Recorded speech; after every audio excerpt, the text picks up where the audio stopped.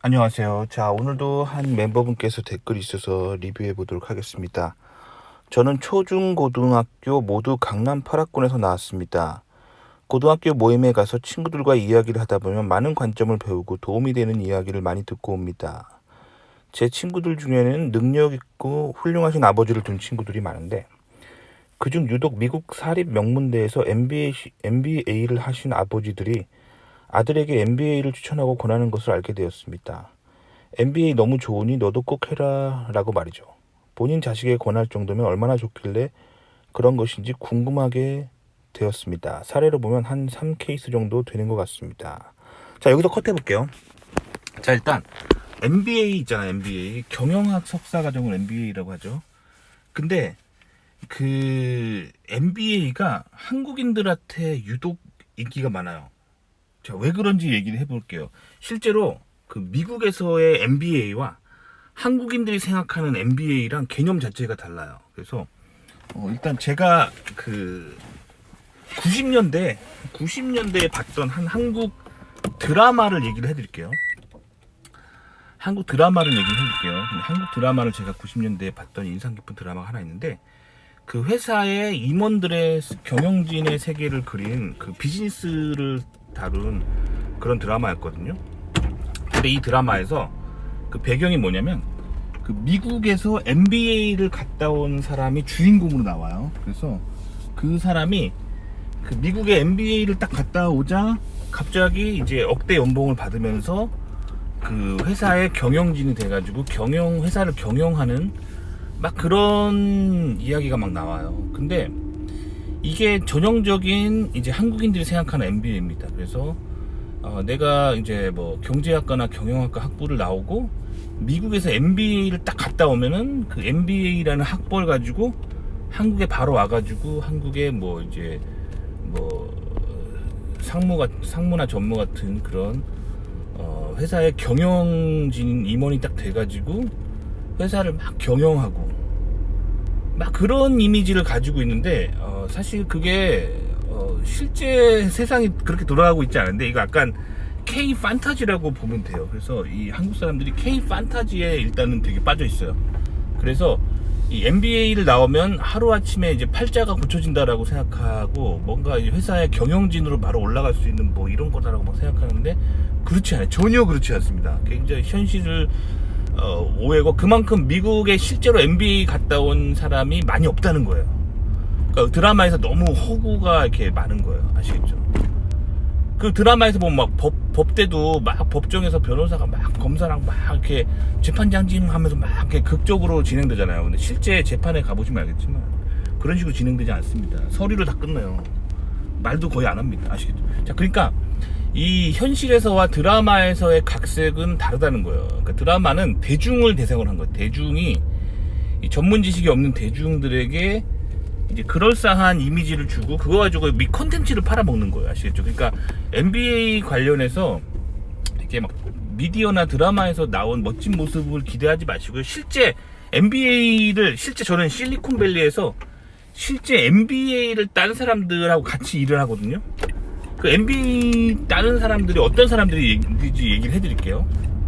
일단 미국에서는 학부를 공대를 나오고 석사를 MBA 하는 사람이 많아요. 그게 어떻게 보면 약간 메인이에요. 그리고 문과 있잖아요. 경제학과로 학부를 나오고 석사를 MBA 하는 사람 있잖아요. 그러니까 즉 경제학 혹은 경영학만 아는 MBA도 있잖아요. 솔직히 필요가 없어요.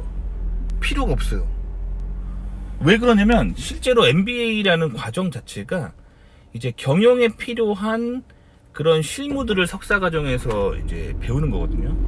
실무에 필요한 이론, 정확히 말하면 실무에 필요한 이론. 그렇기 때문에 미국에서 핫한 MBA는 학부를 공대를 나오고 그리고 MBA를 따는 게 미국에서 핫해요. 그럼 어떻게 이런 사람들 어떻게 하냐면 자, 그 실제로 제 친구 중에 그 미국에서 그 MBA를 딴 친구가 있는데 미국에서 MBA 딴 사람들은 보통 나이가 되게 많아요. 그러니까 MBA는 미국에서 어떻게 따냐면 전형적인 미국식 MBA 코스 알려드릴게요. 실제로 제 친한 베스트 프렌드예요. 미국인 친구예요. 미국은 학벌 사회가 아니거든요. 그래서 이 친구가 처음에 미국에서 고등학교만 나왔어요. 고등학교만 나와가지고 미국 사람들은 꼭 대학을 가야겠다는 생각을 안 합니다. 그러니까 한국 사람들처럼 막 부모가 명문대 나와야 성공한다 이런 푸시를 안 해요.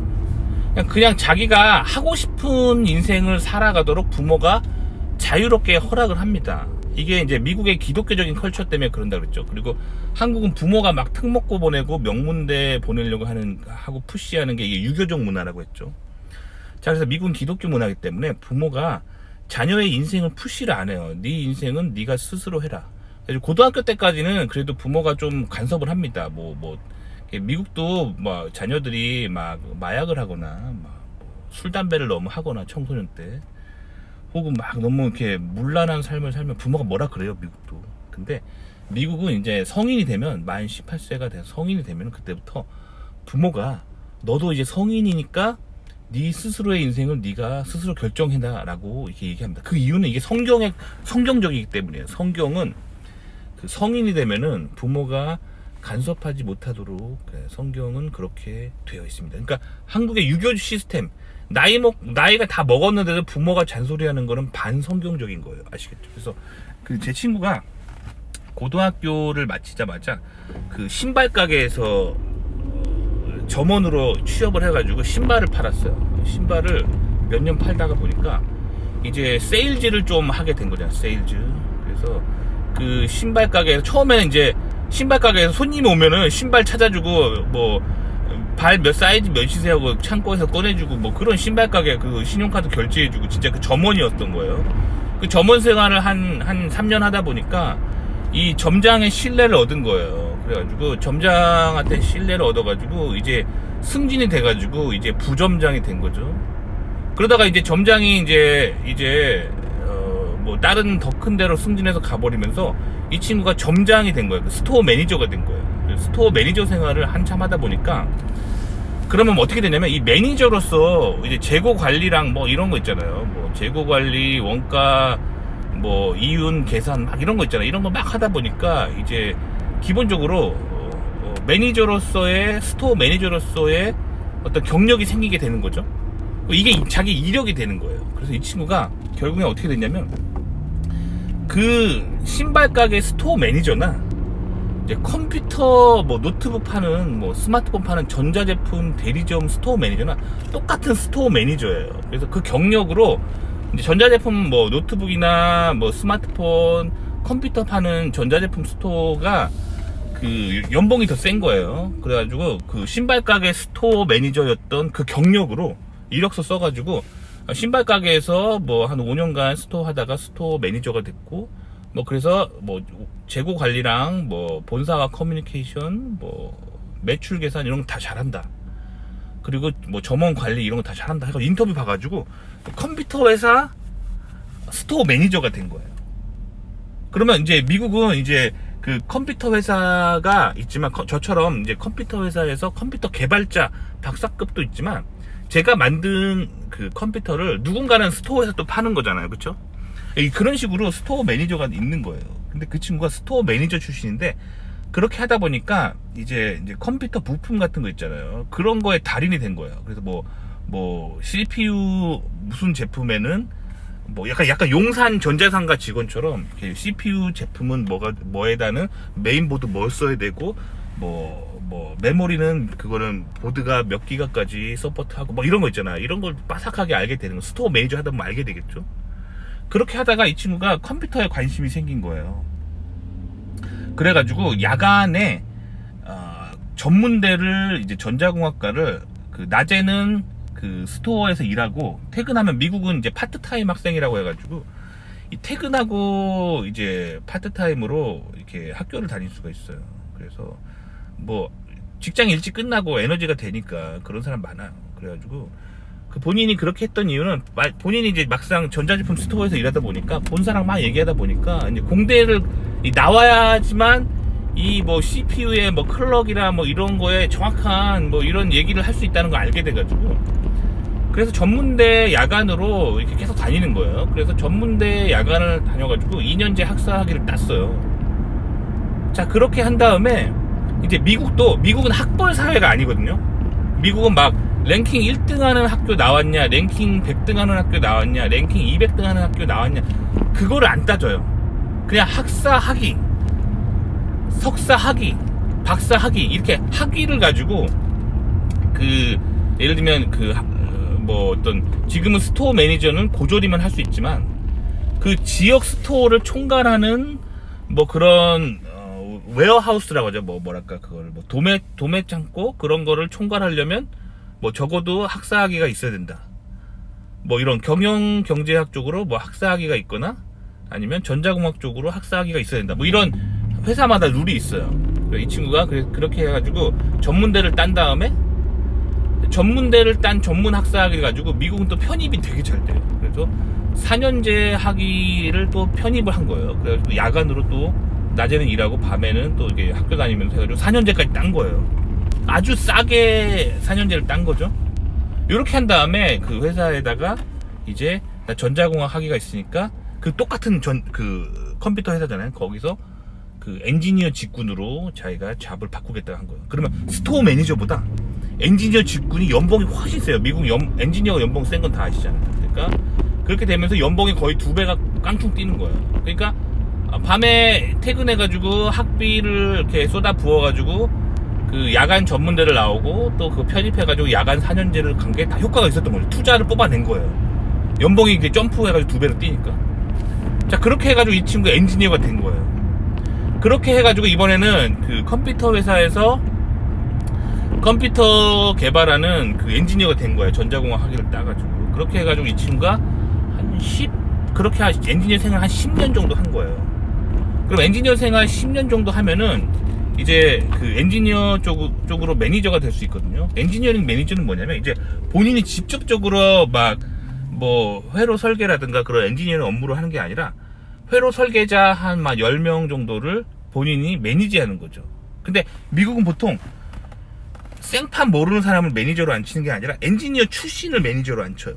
엔지니어 출신을. 왜냐면 자기가 회로 설계하는 사람 10명을 매니지하려면 본인이 회로 설계를 알아야 돼요. 그러니까 본인이 직접적으로 회로 설계를 해본 경험이 있는 거예요. 그 경험을 바탕으로 본인이 이제 10년 차기 때문에 매니지를 하는 건데 자기가 직접 뭐 설계 소프트웨어를 켜가지고 이 뭐 CPU랑 GPU 사이에 그 회로가 이렇게 가고 저항이 여기다 넣고 여기다 캐패시터를 넣고 막 이런 거 있잖아. 이런 회로 설계하는 거는 본인이 직접 안 하는 거예요. 하지만 프로젝트를 매니지하는 거예요. 아시겠죠? 그래서 회로 설계자 10명한테 이제 거대한 뭐 예를 들면 슈퍼컴퓨터를 만든다고 쳐봐요. 그러면 야 너는 와이파이 회로를 설계해 하고 너는 CPU 회로를 설계해, 너는 GPU 회로를 설계해, 너는 D램 회로를 설계해, 너는 SRAM을 설계해 해가지고 다 각자 부품을 이렇게 설계하도록 시킨 다음에 이거를 레고 블록 맞추듯이 이게 총괄하는 총 아키텍처를 총괄하는 사람이 되는 거예요. 이게 이제 엔지니어링 매니저가 하는 일이에요. 아시겠죠?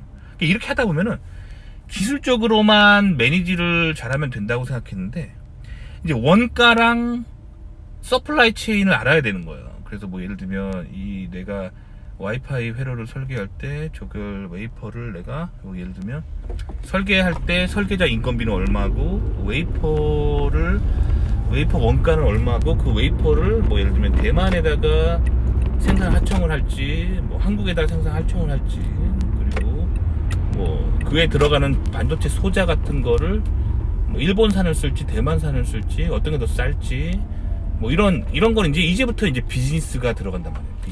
비즈니스를 매니지해야 된단 말이에요. 그래서 뭐 그 기업의 그 기본적인 재무제표 정도 이럴 줄 알아야 되고 막 이렇게 이때부터 비즈니스가 필요한 거예요. 매니저가 되면서부터. 그럼 그때부터 본인이 공대를 나왔기 때문에 이게 뭐 그래도 회사에서 기본적으로 트레이닝 시켜줄 거 아니에요. 뭐 이게 재무제표고 원가 분석 이렇게 하는 거고 뭐 이런 거는 대충은 알지만 이제 좀 전문적으로 배우고 싶은 거예요. 그래가지고 그 MBA를 가는 거예요. 왜냐면 이미 학사 학위가 있기 때문에 그 뭐 경영학과 4년제를 다시 갈 필요가 없고 경영학 석사를 가는 거예요. 석사 학위를 따라 2년 만에 이렇게. 근데 보통 MBA가 더 빨리 끝나요. 2년 안 돼서 끝나요. 짧은 기간에 빨리 그 기업의 그 비즈니스를 위해서 필요한 그런 경영학에 대한 그런 실무 이론들을 재빠르게 배우는 거죠. 그렇게 해서 배운 다음에 보통 그 회사 다니면서 이렇게 하기 때문에 이거를 회사에서 서포트를 해줘요. 그래서 미국의 MBA 프로그램 가면은 보통 자기 돈 내고 다니는 사람들이 아니라 그 이미 회사에서 막 대기업 막 과장 정도 돼요. 과장이나 부장 정도 직급을 가지고 있는 사람들이 이 회사 돈으로 회사에서 MBA 프로그램을 보내줘요. 회사에서 돈을 내줍니다. 이걸 튜이션 어시스턴트라고 하는데 대부분 튜이션 어시스턴트를 받아가면서, 그러니까 문과들이 보통 펀드가 없는 게 그 랩에서 주는 펀드가 별로 없고요. 이런 식으로 기업에서 본인이 기업에 이윤을 내는 사람이기 때문에 회사에서 투자를 하는 거예요, 이 사람한테. 그래서 미국인들은 보통 MBA를 갈 때 미국 대기업을 다니고 있는 사람이, 이미 대기업을 다니고 있는 사람이에요, 이 사람이. 이 미국에서 대기업을 다니고 있는 사람이 어떻게 되냐? 이 사람이 이제 미국의 그런 대기업을 실제로 다니고 있는 사람이 이제 그 회사에서 학비를 대주는 그런 과정의 일원으로서 이제 회사 끝나고 이제 그 MBA를 가는 거고, 그 MBA를 회사에서 돈 내주는 이유는 아주 심플해요. 회사에 기여를 하라는 거죠. 그래서 낮에는 직장을 다니고 뭐 주말이나 뭐 밤에나 이럴 때 그 MBA 과정을 가는 거예요. 그 대신에 이제 공짜죠. 회사에서 돈을 내주니까. 뭐 공짜가 아니라도 뭐 예를 들면 반만 대주는 회사도 있고 다 대주는 회사도 있고, 회사마다 뭐 정책은 달라요. 뭐 근데 그렇게 해가지고 보통은 그렇게 해서 석사학위를 딴 다음에 그럼 본인 커리어에 좋은 거예요. 본인이 이제 엔지니어링 매니저를 할 때 예전에는 기술적으로만 드라이브를 했는데 이제는 회사의 이윤이랑 서플라이 체인, 뭐 매출 이런 걸 다 계산할 줄 아는 사람이 되니까 실질적인 능력이 있어가지고 이제 그래서 더 빨리 승진이 되는 거예요. 그래서 내가 이제 부장이었을 때 내가 MBA를 땄는데 그 MBA 때 실제적으로 배운 지식으로 회사 경영에 엄청나게 기여를 해가지고 그 기여 때문에 이제 뭐 상무가 되고 막 그러는 거죠. 아시겠죠? 실제로 제 친구 중에 이런 애가 있어요. 그 친구가 그래서 어떻게 보면 고졸로 시작해서 신발 가게 점원부터 시작해가지고 쭉쭉쭉 해가지고 미국 실리콘밸리에 있는 대기업의 이제 부장이 된 거죠. MBA 출신 부장이에요. 그러니까 학부는 전자공학 나오고 그 다음에 뭐 엔지니어로 생활 한 10년 넘게 하다가 그 다음에 이제 MBA 따고 이제 그 미국에서 부장이 돼가지고 이제 임원을 바라보는 거죠. 근데 저랑은 좀 트랙이 달라요. 왜냐면 저는 공학 박사 출신이고 저도 부장급 엔지니어긴 한데 저는 공학 박사 출신이거든요. 그러니까 회사에서 저는 이제 연구 쪽으로 많이 드라이브를 해요. 그러니까 저는 만약에 제가 미국 회사에서 제가 임원이 될지 안 될지는 모르겠는데 제가 만약 임원이 된다면은 저는 이제 연구소장 같은 트랙으로 가는 거죠. 이런 트랙으로 가는 거예요. 이런 걸 펠로우 트랙이라고 해요. 펠로우. 연구소장 같은 걸로 가는 거예요. 그리고 이제 제 친구 같은 경우 전자공학과 학부 나오고 MBA 딴 친구는 이제 비즈니스 쪽으로 더 가는 거잖아요. 그 친구는 이제 만약 임원이 된다면 이제 프로젝트 매니지 쪽으로, 그러니까 프로젝트를 총괄하고 그 뭐랄까 버젯 계산하고 그러니까 예산 계산하는 그런 쪽으로 엔지니어링 프로젝트 매니지 쪽으로 이제 임원이 되겠죠. 그러니까 트랙이 좀 다른 거예요. 아시겠죠? 그러니까 연구소장 트랙으로 갈 거냐 아니면은 그 회사의 프로젝트 관리 쪽으로 그런 트랙으로 임원이 갈 거냐 가지고 대학원을 공대 대학원을 가느냐 MBA를 가느냐 가지고 갈리는 거죠. 아시겠죠? 근데 그렇다고 해서 제가 프로젝트 매니지를 또 못하는 건 아니에요. 왜냐면 저는 솔직히 말하면 경영학적인 지식은 조금 부족하거든요. 그래서 MBA 출신에 비해서 뭐 이렇게 원가 절감이나 이런 거 잘 못하거든요. 근데 저는 이제 공학 박사잖아요. 그러니까 저는 걔네들을 또 제가 가진 기술로 단숨에 이길 수 있어요. 뭐냐면 저는 인공지능 프로그램 만들어가지고 그 우리 회사가 관리하는 전 세계에 있는 공장에 있는 그 원가가 얼마인지 그 데이터베이스 그 구매할 때마다 남는 기록 있잖아요. 그거를 뭐 인공지능으로 뭐 웹크롤러 같은 거 만들어가지고 그 제가 만든 소프트웨어가 회사 네트워크를 뭐 24시간 제가 잠잘 때도 계속 돌아다니면서 회사에 있는 모든 뭐랄까 구매 기록들을 그 얘가 읽어들어가지고 그거를 한 방에 정리해주는 소프트웨어 만들면 되겠죠. 실제로 제가 만들고 있고요. 그러면은 MBA 출신들이 그 맨날 그 사람들은 보통 이제 스프레드 시트 같은 걸로 막 원가 분석하고 막 그러거든요. 그 사람보다 제가 훨씬 빠르게 할 수 있어요. 왜냐면 저는 그 컴퓨터 툴로 내가 잠자고 있을 때 내가 만든 알고리즘으로 그냥 데이터 다 컬렉션 해가지고 원가 절감을 할 수 있는 원가 계산할 수 있는 알고리즘 다 넣어가지고 그렇게 해버리면은 내가 그 MBA 출신이 한 1000명이 할 수 있는 일을 제 단숨에 몇 시간 만에 할 수 있어요. 하지만 이제 경영학적인 이론 쪽으로는 제가 좀 딸리지만 이게 저는 이제 컴퓨터 코딩에 대한 탄탄한 그런 백그라운드가 있기 때문에 제가 그런 거를 굉장히 빠르게 컬렉션할 수 있는 그 소프트웨어를 만들 수가 있기 때문에 제가 스피드로 이길 수 있어요. 아시겠죠? 그러니까 이게 다 장단점이 있는 거예요. 아시겠죠? 그러니까 본인이 하고 싶은 거 하는 거예요. 그러니까 저는 근데 경영학 그런 거를 크게 좋아하지 않아요. 경영학 그런 쪽에 그런 관심보다 저는 시간이 생기면은 예를 들면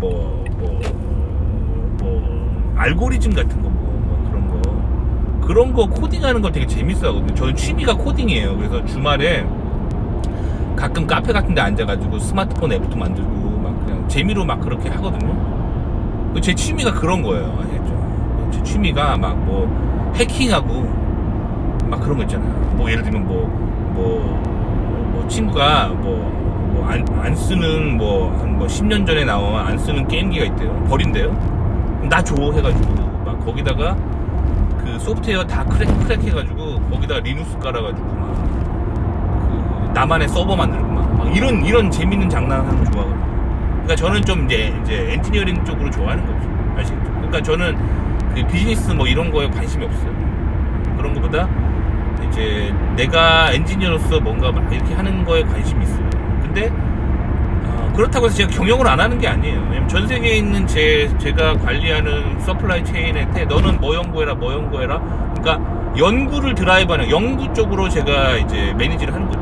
그러니까 트랙이 좀 다른 거예요. 아시겠죠? 이게 이제 미국의 전형적인 공학박사 트랙이랑 MBA 트랙의 차이인데 한국에서는 뭔가 MBA를 감투라고 생각해요. 그래서 저도 유학하면서 느낀 건데 한국 사람들은 한국에서 MBA 가는 사람 이런 사람 되게 많아요. 한국에서 경영학과나 경제학과 학부만 마치고 아무런 사회 경험이 없는 사람들이 미국에 MBA를 따로 와요. 그러니까 MBA가 그 사람들한테 학벌인 거예요. 사실 MBA 과정에서 이렇게 뭔가 배우는 수업들이 실질적으로 그렇게 대단한 게 아니에요. 그게 아니라 MBA 때 배우는 과목들은 대부분 뭐냐면 이 기업에서 실제로 필요한 기업이 돌아갈 때 필요한 그런 비즈니스 업무를 하기 위한 그런 실무 이론들을 배운단 말이에요. 그러니까 실제로 회사 경험이 있어야지만 MBA가 도움이 되는데 이 회사 경험도 전혀 없는 경영학과 경제학과 나온 애들이 그 미국의 경영학 석사를 유학을 오는데 이거는 학벌을 따려고 오는 거예요. 그렇게 해서 학벌을 따잖아요. 그러면 미국에서는 아무 데도 취업이 안 돼요. 왜냐면 미국에서는 그 기업에서 필요한 인재가 기업이 돌아가는 원리를 깨달았는지를 파악하기 위해서 MBA를 체크하거든요. 그러니까 미국에서 필요로 하는 MBA 인재는 이런 거예요. 공대 쪽으로 학부 한 10년 정도 나온 다음에 엔지니어 생활을 하다가 얘가 매니저 트랙으로 가면서 이제 엔지니어링을 그 서플라이 체인이나 원가 분석 같은 거를 할 수 있는 비즈니스 능력이 있는 그리고 새로운 비즈니스를 발굴해낼 수 있는 그런 능력이 있는 엔지니어를 원하거든요. 그러니까 약간 문과의 경영학 성향이 있는 엔지니어를 바라거든요. 요럴 때 이제 MBA를 딱 하면은 아주 그냥 효과적으로 그 미국에서 임원 트랙으로 갈 수 있는 거예요. 아시겠죠? 요게 미국이 원하는 인재인데 한국 사람들처럼 학부를 경영학과 경제학과 나온 다음에 그 다음에 이걸 가지고 미국에서 MBA를 한다. 그럼 미국에 절대 취업 안 돼요. 절대 취업 안 됩니다. 그러니까 이 사람들이 어떻게 하냐면 다 한국에 돌아가요. 근데 한국은 학벌 사회잖아요. 그래서 한국 대기업이 미국 명문대 MBA 나왔다고 하면은 또 받아줘요. 한국은 학벌 사회야. 그러니까 쥐뿔도 경력이 없고 아무것도 모르는데 직장 경력이 하나도 없는데 그런 사람들을 미국 MBA라는 감투를 썼다는 이유만으로 한국 회사는 받아줍니다. 그러니까 그런 사람이 다 한국 가는 거야. 그러니까 그러면 한국 사람들은 어떻게 되면 또 학벌 사회잖아. 그러니까 뭐 예를 들면 어떤 사람이 미국 동부 명문대에서 MBA를 했어요. 그럼 한국 가면 이 사람들이 동문회를 또 만들어. 그래서 미국 뭐 유니버시티 오브 어디 뭐 무슨 MBA 스쿨 동문 해가지고 만들어놔요. 또 기수 만들어 막. 그래서 뭐 나는 뭐 2023 기수고 뭐 너는 2024 기수고 해가지고 동문회가 쫙 돼 있어요. 그래서 동문들끼리 서로 끌어주고 밀어주고 막 도와주고. 요거 때문에 한국에서는 MBA 하라고 하는 거예요. 그러니까 MBA가 가지고 있는 그 원래 목적이 많이 왜곡돼 버리는 게 한국 MBA 문화라는 거예요. 학벌을 따서 동문회를 만들기 위해서 이제 미국 MBA를 가라고 하는 거예요. 한국 사람들이. 아시겠죠? 그러니까 굉장히 왜곡된 문화가 아카데미아 문화가 있는 게 한국 사회라는 거예요. 아시겠죠? 그러니까 그런 관점을 꼭 아셔야 돼요. 아시겠죠? 그러니까 한국에서 MBA 있다는 사람들이 MBA를 자녀에게 권하는 이유는 이건 한국에서만 통용되는 거예요. 한국 사람들끼리 미국 무슨 대학교 MBA 해가지고 동문회가 있고 서로 막 끌어줘요. 막 기업에서도 끌어주고 사회에서도 끌어주고 막 서로 선후배 관계. 요거 유교입니다. 유교. 항상 말씀드리지만 한국 사회에서 일어나는 거의 대부분의 현상은 유교로 다 설명이 됩니다. 유교예요, 유교의 그런 동문 개념인 거죠. 아시겠죠? 근데 실제로 미국에서는 이게 거의 먹히지 않아요. 그러니까 미국도 뭐 이렇게 동문 이런 개념이 있긴 한데 미국 동문은 막 이런 거예요. 뭐 재벌들끼리 명문 사립대 보내가지고 막 재벌들끼리 무슨 명문 사립대 동문 해가지고 동문회 있고 하거든요. 미국도. 근데 이건 재벌들의 문화예요. 그리고 일반 서민이 막 무리해가지고 미국 명문 사립대 간다고 해서 재벌들이 끼워주지 않아요. 뭐 부모님이 무슨 비즈니스가 있어야 끼워줄 거 아니에요. 아시겠죠? 그러니까 미국의 기본적인 어떤 대중들의 문화는 학벌을 안 따지는 문화예요. 그냥 학벌 안 따지고 오로지 실력만으로 승부하고 실력으로 인터뷰에서 대답하고 그래서 합격하는 문화예요. 학벌 사회가 아닙니다. 아시겠죠? 그러니까 사실 님이 그래서 이렇게 조언 들었다고 하는 뭐 이런 한국 사람들의 MBA 이런 지식들은 굉장히 한국적인 한국 사회에서만 통용되는 그런 룰이라는 거죠. 아시겠죠? 그렇다는 거예요. 아시겠죠? 자, 근데 그 다음에 한 말 얘기해 보면 그 다음에 이제 그 아버님께서 하신 말씀이 그 주립대보다는 사립대를 가라. 그러니까 돈 상관하지 말고 본인이 공부하고 싶은 거 하는 게 좋다. 아, 이거는 정말 부럽네요. 이건 그러니까 돈이 문제가 되지 않는다는 거야. 공부를 할 때. 자, 미국에서 공부를 하는데 그 비싼 미국에서 공부를 하는데 돈이 문제가 되지 않는다. 아, 진짜 부러워. 나 진짜 진심 부러워요. 이거 정말 비꼬는 거 아니고 부러워요. 그런 부모님이 있는 거는 진짜 좋은 거예요. 내가 뭔가를 하고 싶은데 돈이 문제가 되지 않는다. 아, 부럽다. 부럽습니다. 저런 말을 할 수 있는 경제적인 지위에 있다는 게 부러워요. 아시죠? 저는 저런 가정 형편이 아니어가지고 저는 솔직히 말하면 미국에서 단 한 학기라도 전액장학금이 끊기면은 학비를 한 학기라도 내 돈으로 버틸 수가 없는, 부모님 돈으로 버틸 수가 없는 그런 서민의 가정에서 태어났기 때문에 저는 굉장히 중요했어요. 저는 학비가. 그래서 저는 사립대를 갈 수가 없었던 게, 내가 지금 저는 석사 박사 다 주립대를 나왔거든요. 한 학기라도 내가 이제 전액장학금, 즉 펀드란 걸 놓치게 되면 저는 바로 다음 학기에 학교를 자퇴해야 되는 운명이었어요. 그러니까 절대로 펀드를 놓치면 안 되겠죠. 그렇기 때문에 저는 사립대를 갈 수가 없어요. 그 리스크를 제가 감당할 수가 없었어요. 근데 이제 주립대는 그래도 실수로 한 학기라도 내가 펀드를 놓치면 그래도 주립대 학비는 한 학기에 대충 한국 돈으로 1,500만 원 정도 하고, 사립대는 3,000만 원에서 5,000만 원 정도 하거든요. 학비가. 그러니까 주립대는 그래도 한 학기 정도 펀드를 못 받아도 어떻게 무리를 해서라도 한 학기는 버틸 수 있었기 때문에 저는 주립대를 갈 수밖에 없었던 거예요. 아시겠죠? 주립대가 그래서 가정 형편이 이제 이렇게 좀 이렇게 서민인 사람들이 많이 다녀요. 그리고 미국의 명문 사립대들 보면은 부자들이 많아요. 그건 팩트예요. 왜냐면 학비를 한 학기라도 놓치면은 그걸 부모가 내줘야죠. 한 학기에 3만 불에서 5만 불.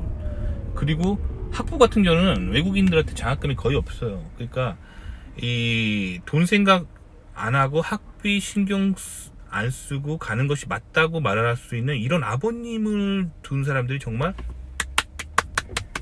부러워. 역시 강남이네, 강남. 저도 이제 저도 서울 출신이에요. 서울에서 나고 자랐거든요.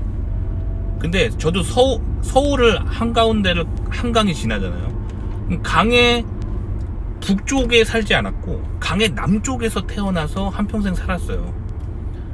근데 저는 진정한 강남이 아니에요. 저는 강남 8학군을 흔히 말하는 강남 하면 강남 8학군을 말하는 거죠. 저는 강남 8학군 출신이 아니에요. 그 강남 8학군의 바로 옆에 동네예요, 저는. 그래서 강남 8학군이 아닙니다. 그래서 이런 이렇게 돈 생각 안 하고 학비 신경 안 쓰고 내가 공부하는 거를 하고 싶다 하는 이런 강남 8학군의 이 부유한 환경이 사실 부럽긴 합니다. 진짜 부럽네요. 근데 제가 유학할 때도 그런 친구도 있었어요. 그러니까 저는 펀드를 받고 그 학교에서 주는 월급으로 살아갔거든요. 그래서 펀드가 절대 끊기면 안 됐어요. 근데 사실 저는 결혼을 했기 때문에 학교에서 주는 월급만으로 살긴 힘들었었지. 저 때는 박사과정 펀드를 받으면 학비가 뭐 13,000불 정도 됐었는데 대충 한 뭐 1,400만원 정도 됐죠. 그게 완전 면제가 돼요. 그 다음에 월급을 한 2,400불 정도의 월급을 받았거든요. 근데 요새는 한 3,000불 줄 거예요. 근데 어쨌든 당시에 2,400불의 월급을 받아가지고 결혼한 남자인데 그거 가지고 살기가 힘들어요. 힘들어요. 그렇다고 저희 와이프가 막 이렇게 막 근검 전략하고 막 한 푼 아껴가면서 막 그렇게 사는 사람이 아니라 저희 와이프는 그냥 이렇게 전략이랑은 조금 거리가 먼 사람이거든요. 그래서 이렇게 뭔가 이렇게 자기 마시고 싶은 거 있으면 뭐 마시고 먹고 싶으면 먹고 옷 사고 싶으면 사고 뭐 그러기 때문에 제가 막 뭐라 그랬어요. 7월 초에 학생 때 그렇게 하면 막 울어요. 막 울면서 서럽게 울기 때문에 이게 돈을 뭐 쓰지 말라고 할 수가 없어요. 그래서 뭐 이렇게 박사과정 때 그 2,400불 그러니까 뭐 한 260만 원 뭐 요 정도잖아요. 요걸로 못 살아요. 저는 살 수 있는데 저희 와이프는 못 살아요. 그래서 그 집에서 좀 돈을 보내달라고 했어요. 저는. 그래서 그 매달 그 부모님이 한 100만 원에서 150만 원 정도 계속 보내줬었어요. 그거 안 그러면 못 살아요. 그렇게 했는데도 진짜 힘들게 살았어요. 유학생활이라는 게 원래 그런 거예요. 근데 이게 저처럼 이렇게 사는데 강남 8학군에 있는 친구가 있었거든요. 그 결혼하고 막 이렇게 사는데 정말 부럽더라고요. 왜냐면 유학생활 하는데 같이 모이면 자기가 한 달 생활비를 얼마를 쓰는지를 몰라요. 왜 모르냐면은 엄마가 준 엄마 카드가 있는데 엄카 먹고 싶은 거 있으면 먹고 엄카를 긁고 여행 가고 싶은 거 있으면은 비행기표 그냥 엄카로 긁고 옷 사고 싶은 거 있으면 엄카로 긁고 뭐 노트북도 항상 최신형이고 스마트폰도 항상 최신형이고 엄카로 항상 긁어요. 그래서 자기가 얼마 쓰는지를 모르는 거야. 한 달에 내가 생활비를 얼마 쓰는지 모르는 거야. 진짜 부럽더라고. 그 완전 그 게임으로 치면 치트키잖아. 언리미티드한 그런 게임 머니가 있는 거잖아. 진짜 부럽더라고. 부럽긴 부러워요. 근데 사람마다 이렇게 자기가 태어난 환경이 있다는 거죠. 그렇다고 막 저 부모를 원망하는 게 아니라 내가 이런 가정에서 태어난 의미가 있다는 거죠. 그러니까 저는 개신교인이기 때문에 이런 환경을 원망하지 않아요. 하나님의 부르심이라고 생각해요. 왜 나는 그 누구처럼 막 S사의 재벌의 가족에서 태어나지 않고 나는 왜 이렇게 서민의 가정에서 태어났을까? 그거에 대해서 막 원망하지 않아요. 그게 나의 부르심인 거예요. 하나님이 나를 이 세상에 만드시고 이 세상에 보내실 때 나의 부르심인 거예요. 서민의 아들로서 태어나서 서민의 아들로서 이 세상에서 뭔가 해야 될 일이 있기 때문에 나를 이 자리에 부르신 거예요. 그거 정말 원망하지는 않아요. 근데 부럽긴 해요. 부럽긴 한데 그거 제가 바꿀 수 있는 게 아니잖아요. 제가 뭐 다시 이렇게 어떻게 생명 이전으로 돌아가서 재벌 2세로 태어날 수 있는 게 아니잖아요. 그러니까 그런 남 부러워해봤자 얻을 수 있는 게 없어요. 내가 그렇기 때문에 남을 이제 그만 부러워하고 저는 이제 제가 주어진 삶에서 가장 행복하게 살고 의미 있는 삶을 찾기 위해서 이제 노력하면 되는 거죠. 그래서 저는 그래서 서민의 부르심이 있는 거예요. 하나님으로부터. 그래서 서민으로 살면서 이제 서민을 탈피해 가고 있어요. 그래서 제가 깨달은 건 뭐냐면 우리 조상들이 왜 못 살았는가? 그러니까 우리 할아버지가 왜 가난했는가? 우리 할아버지가 가난했기 때문에 이제 우리 아버지가 가난했던 거잖아요.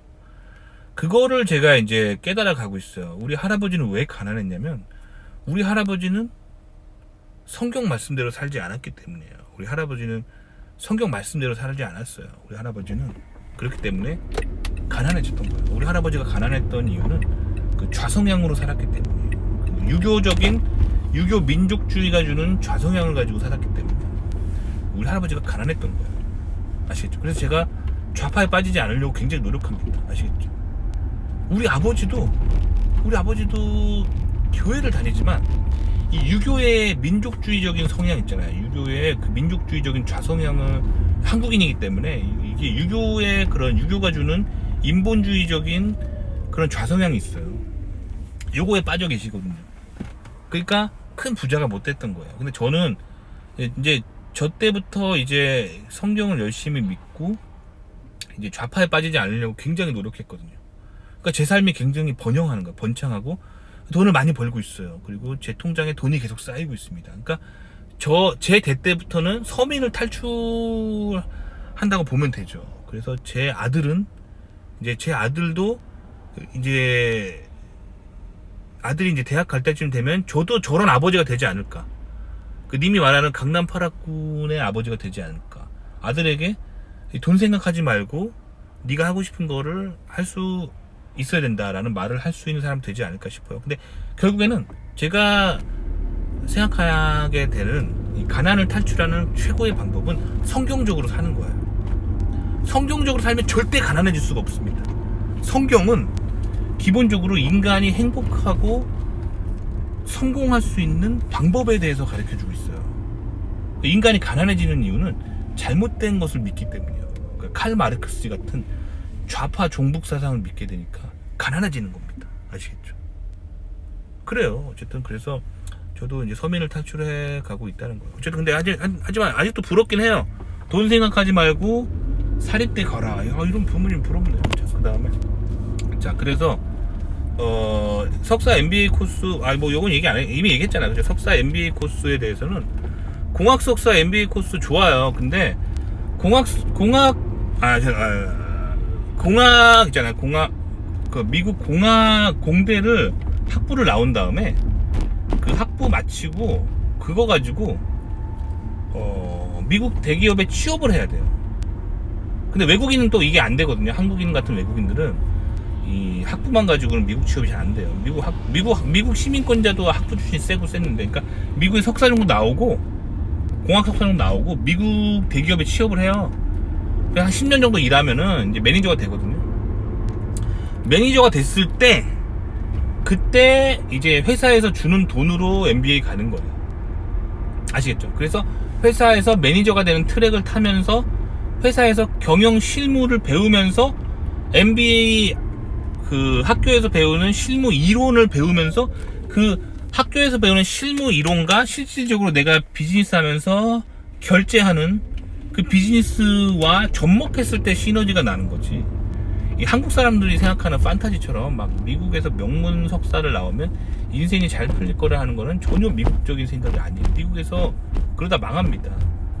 한국에서는 먹히는 거예요. 한국에서는 학벌 사회이기 때문에 명문 MBA 나왔다고 해서 어이구 명문대 MBA시네 하고 껌뻑 죽어주는 게 한국 문화잖아요. 그러니까 한국에서만 먹히는 거예요. 그리고 이제 한국의 그 특유의 동문 사상, 동문들끼리 서로 명문대끼리 서로 끌어주는 거, 선배님 하면서 끌어주는 거, 비즈니스 서로 밀어주고 봐주고 요런 거 있잖아요. 요런 것 때문에 한국에서만 먹히는 사상이에요. 아시겠죠? 도움이 되셨기 바랍니다.